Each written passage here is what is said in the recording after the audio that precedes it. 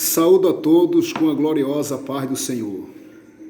Eu quero, meu amigo, nesta hora, trazer para você uma reflexão, para você que talvez cometeu um crime, vive uma vida desgarrada, talvez para você que era evangélico e cometeu um deslize espiritual, se afastou da igreja, ou talvez você que mesmo voltando para a igreja se sente rejeitado, se sente talvez um leproso, porque você entende pelas expressões de alguém que muitos não conseguiram te perdoar, ou talvez você mesmo não conseguiu alcançar a graça de Cristo como você acha que deveria alcançar e não tem força para resistir e recomeçar uma nova vida como deveria.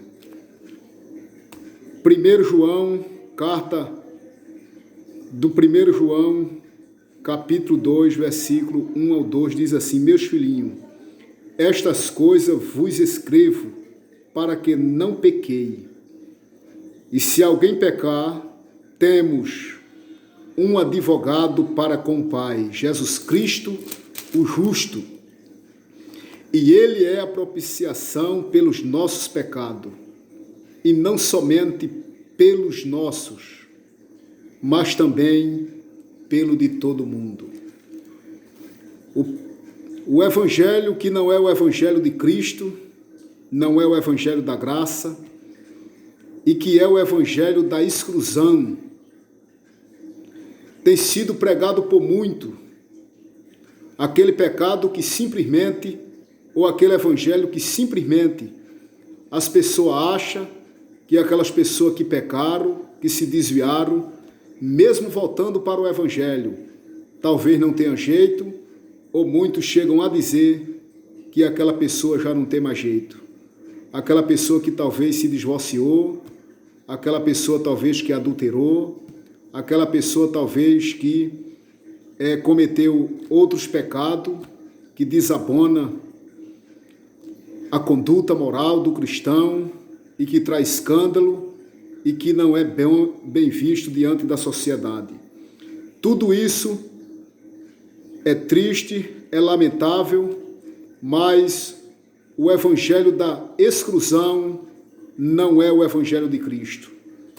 No capítulo 2 desta carta, o apóstolo João adverte com serenidade, nos exorta e ele chama: filhinho, não pequei.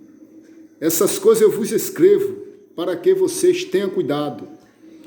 Mas se alguém pecar, temos no presente um advogado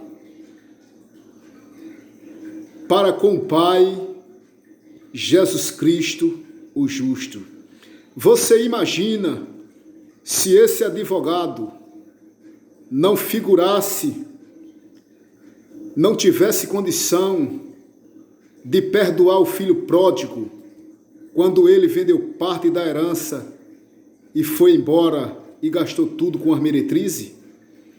Você imagina se nós não tivéssemos, ou se Pedro não contasse com esse advogado, quando ele traiu de uma forma real, desprezando a figura do seu amado Salvador, dizendo que não conhecia? Você imagina? E a Bíblia diz que quando o filho pródigo volta, o pai está de braço aberto, figurando assim, mostrando assim, que a sua misericórdia, ela ainda é real e ainda pode resgatar o perdido. Pedro, quando chora amargamente, ele recebe o perdão de Cristo, e o anjo diz que quando eles fossem lá para a Galileia, Jesus dissesse também a Pedro que Jesus ia ao encontro deles. O pecado da exclusão, ele realmente exclui as pessoas. Se olharmos pela ótica humana, Há pecado que elimina sentimentos, destrói família e traz amargo para vidas. Mas o evangelho da inclusão é o evangelho que perdoa e que tem Jesus Cristo para cada pessoa que queira confessar o seu pecado e regressar e ter uma nova vida. Tem Jesus Cristo como um advogado fiel, um advogado verdadeiro e um advogado amigo. Seja lá o crime que você cometeu, a Bíblia diz que o sangue de Jesus Cristo, ele tem condição de nos purificar de todo pecado.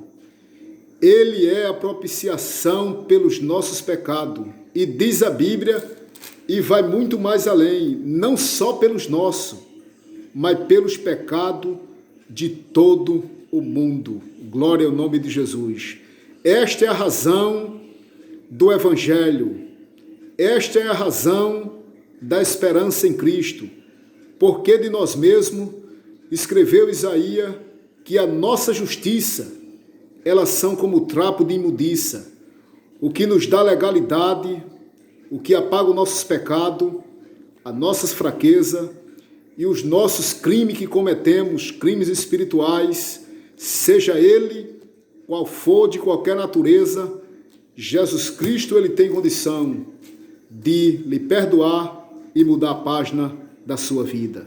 Deus abençoe, Deus lhe ajude, e se você está numa condição deplorável, se lembre que o advogado chamado Jesus, ele veio para trazer alívio para as almas e reescrever uma nova história na vida de todos aqueles que querem voltar e abraçar Jesus Cristo, em nome de Jesus.